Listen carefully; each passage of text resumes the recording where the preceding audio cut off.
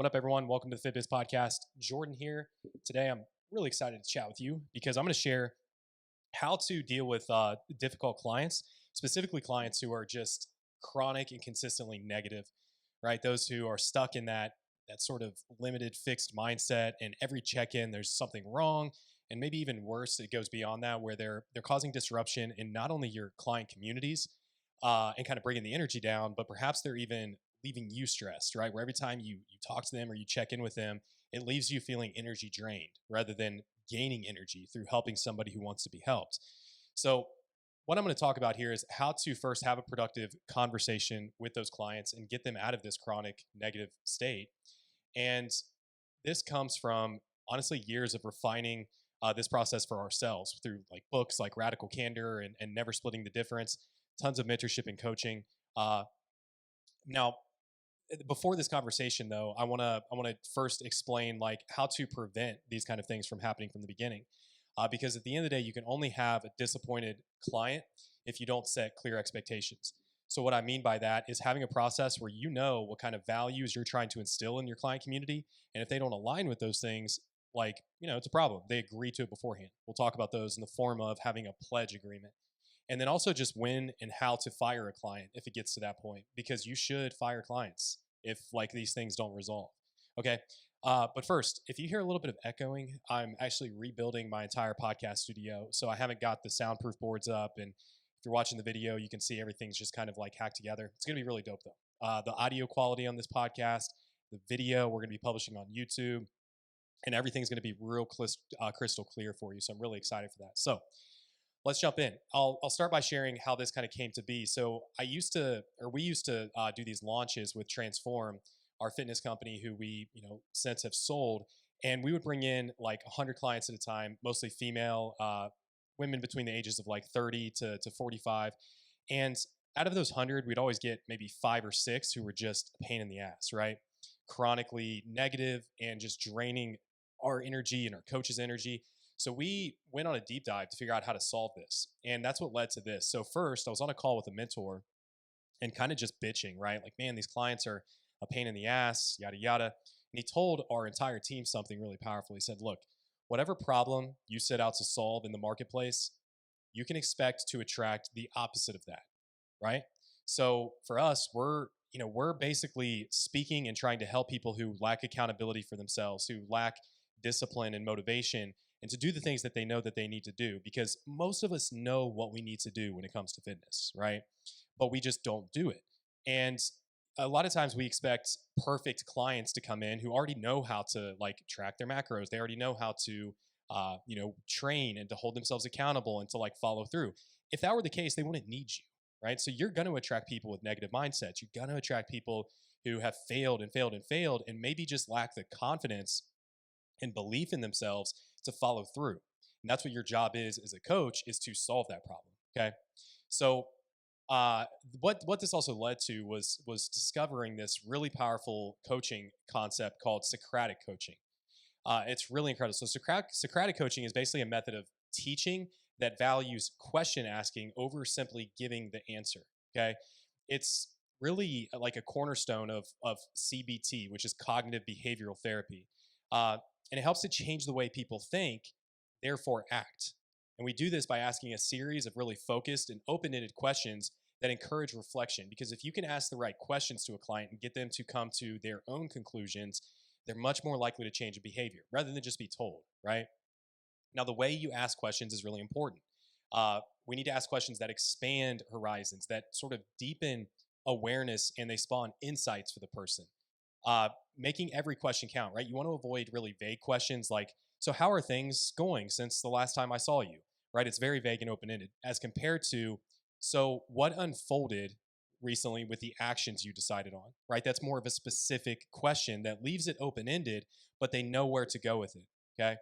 So why this is important, look, the bottom line is this. If you can change the way someone eats or exercises, you'll transform their health and their physique. That's great, right? But if you can change the way someone thinks, you'll transform their life.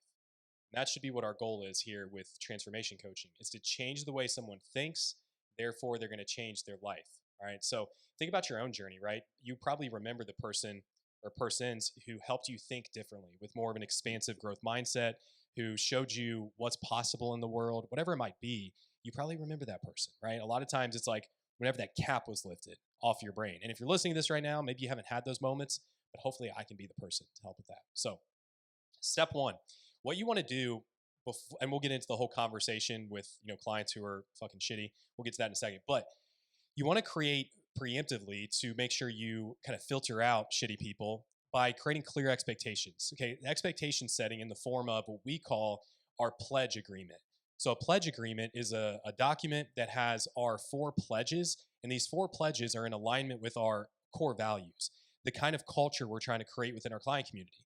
Okay, so what we tell them is we have them read these pledges as they're coming into the program. It's like one of the last steps, and they they sign off on this, so they agree to these things, and then we tell them that we reserve the right to eliminate you from this program at any time if you just don't align with these things. If multiple fractions incur where you're out of alignment with these things, we reserve the right to kick you out for like no refund or anything else, right? So again, that creates some accountability around it. So our pledges are this. Number one, pledge one, I'll be fast to act. Then we go on to explain what that means, right? You're going to take the marching orders that we give you and you're going to implement with speed. Uh, and we go into some examples of those on our pledge agreement. Pledge number two, I'll be fast to ask for help, which is important to us because as a coaching company, like we can only help clients as much as they're willing to ask for help in a lot of ways, right? So it's a two-way street, right? You want to be reaching out to them. You want to make sure you're getting in touch with them first before the issue arises. But we make sure we encourage the fact that, hey, you're paying for this investment, you're paying for this mentorship. You need to be willing to ask for help when you get stuck. That's pledge two. Pledge three, I'll be fast to share wins, victories, losses, and resources. This is one that helps us to really instill a community of individuals helping each other and being willing to share your wins. And if you find something that worked for you, share it with the community. That's a big value for ours. And then fourth, and the most important, is always take responsibility. So personal responsibility is huge because everything is our fault, period, right? Even if you join a program that just totally sucks, if you're not able to take enough responsibility to extract enough value out of that thing to at least cover your investment, and that's on you, right? I've been a part of some shitty coaching, but I've been able to, pull out enough value to show a return. We once invested like 30 grand with a business coach that, it was just like a few calls here and there, no real structure, nothing, just like, it wasn't great. But I totally made an ROI on that because I chose to. I took responsibility to, and I extracted value, right? So, anyways, I would have this pledge agreement. I would build it in a nice, clean, like little PDF doc. And don't like overwhelm them at the beginning of the onboarding process. Like make this one of the last things. And then what I would do is on your onboarding call, I would repeat them back and make sure that they fully understand them, that they agree to them. Okay. Because that's going to be important here down the line. If they're out of alignment with those things, you can check them. You can give them feedback. Right. And you can also eventually fire them. You would fire them, and I'll go through how that looks. Basically, because, hey, you're out of alignment with these things. It's occurred multiple times. So now I have no other choice but to terminate your contract. Right. So that's part one. Part two, let's jump into the Socratic belief breaking script. This is something we developed. And the way this works is based on the concept that if you want to create a new behavior, we have to break whatever the limiting belief is that they're holding on to. Okay, if we break a belief, we can then create a new belief and therefore create new actions. Okay, so anytime you have a coaching interaction, you're doing a sale basically. You're selling ideas and you're selling new behaviors. It's the same framework that I'm going to share here. It's very much a sales-oriented framework. But you want to treat them no different than like you would be on a sales call. You're reselling them into their dreams and ambitions and their desires, what you need them to do. So just like on a sales call, whoever talks less is usually going to get the sale, right? Whoever asks the best questions, whoever's listening the most. So the same concept applies. We want to use a question asking framework to allow them to come to their own conclusion, right? And this can be used for damn near anything, from clients constantly missing check-ins, or maybe they're just not hitting their macros or refusing to do something you need them to do, whatever, right? In this example, I'm going to share as if a client is like constantly negative and stressed and highly anxious, and they're always focused on the bad, right? They just have trouble remaining positive. So this belief that they're hanging on to is like, the world's out to get me, nothing ever works. Like they're missing gratitude. So the belief we're trying to break is everything sucks. And the new belief we're trying to insert is how fucking lucky are we to even have the ability to have a coach and to, manipulate our physique? So there's a lot of people in the world who can't even get food, right? So we need to shift that, but we can't just tell them that, because when you tell somebody something like that, they're going to feel shame come up, they're going to be defensive, and it's not going to stick. All right.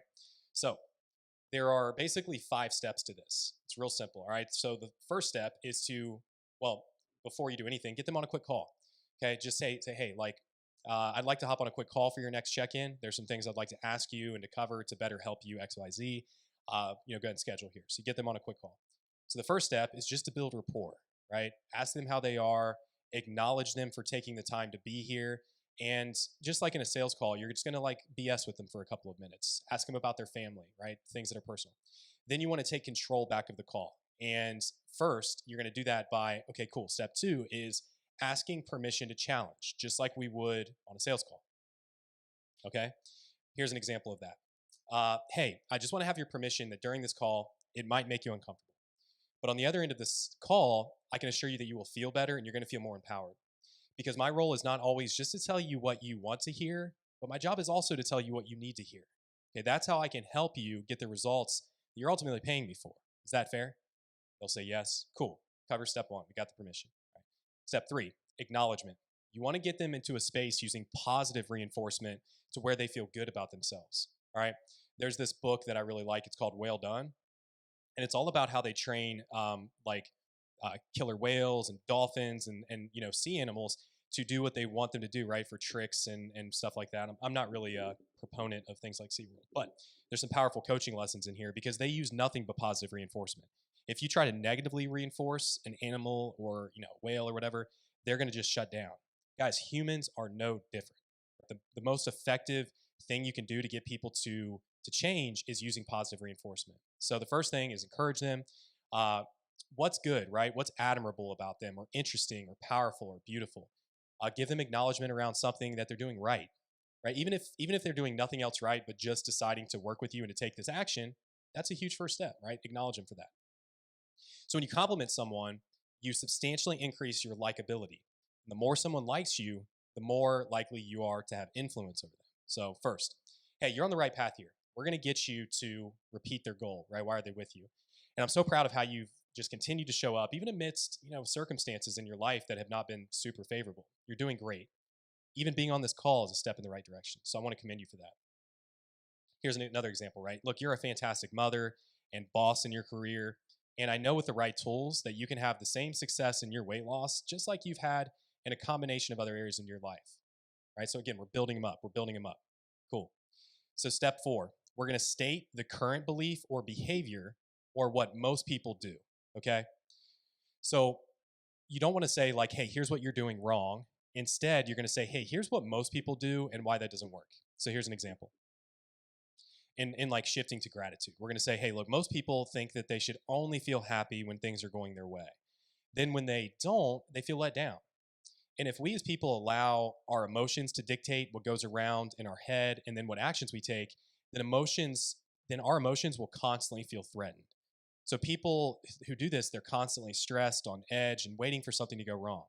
And a lot of people just live their life this way, right? With ups and downs constantly. For that reason, people never feel consistently happy.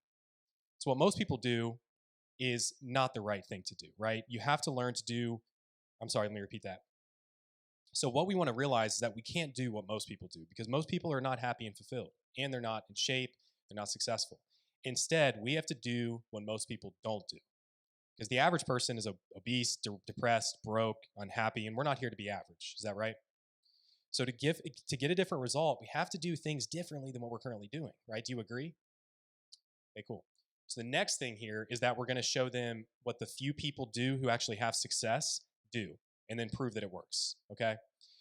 So the few people who are constantly happy, who achieve the weight loss results that they want, and who sustain it while also having confidence and continue to succeed, these are people who determine their emotional state within them, not depending on what's going on around them. And the best way to do this is create a gratitude practice. So people like this decide to be grateful even when things aren't really that great. They train themselves to be in a state of gratitude. That way they notice the sunshine. They notice how good it feels to put their feet on the ground and walk outside, to enjoy the meal that they have that night, the bed they have and how good that feels. They're even just grateful for the smile on their kid's face. You're going to be constantly looking for good things. This is the difference maker. Okay. Successful people who decide to be grateful no matter what, they end up making this a habit. Now those people get to be happy. And then what happens is that causes more success to come. Do you agree? Does this make sense? Cool. Now we're going to jump into the question asking. We're only 5 minutes in, so we're going to offer a choice, right? Ask for permission again, and don't just command, right? Because the real ownership of things come when people say, I will become and I will do blank. So we want to ask, so now do I have permission to challenge you? Cool. Based on what we've discussed, would you prefer to be someone who is controlled by the circumstances and people in their lives and what people say or think, or someone who decides to be grateful every day? They'll tell you. Cool. So the next step here is setting up some sort of action plan or accountability step. Okay. So example, you could have them text you their gratitude list every single day for a period of time. You could recommend a certain book and then hold them accountable to reading that book, right? Very simple. So we're going to say, cool. So what I want to do here is establish a plan so that we can hold you to this moving forward. Are you open to setting up a gratitude practice? Great. What I want to have you do is text me 5 things that you're grateful for every morning by 9 a.m. And if you need to, you can throw in a penalty. Every morning that you don't, I'm going to charge your credit card $25, right? That works too. So that's it. Again, on this call, this call comes when you've already done a lot of the question asking on check-ins, and you've done a lot of the reflection, and just things aren't changing. So you need to come in and insert a specific framework and hold them accountable to that framework. All right. Now, let's say you do get to the point where you've got to kick somebody out on the program or of the program. That's going to occur, and that's fine. This should occur when someone is consistently draining of your energy, and you dread that check-in coming through. They're consistently negative. They're probably impacting the culture of your community, and you've given them feedback a couple of times related to the pledges. That feedback could just be real simple, like, "Hey, Tina, you're really, really out of alignment with being, personally responsible here. What can we do to improve this?" Right? Real simple. So let's say you've given feedback a couple of times. You've used the belief breaking formula. At this point, you have plenty of evidence to just say, "Hey, Tina, for the reasons listed here, A, you've been out of alignment with our pledges several times. B, that's led to a lot of just disruption and honestly a lot of stress on my behalf.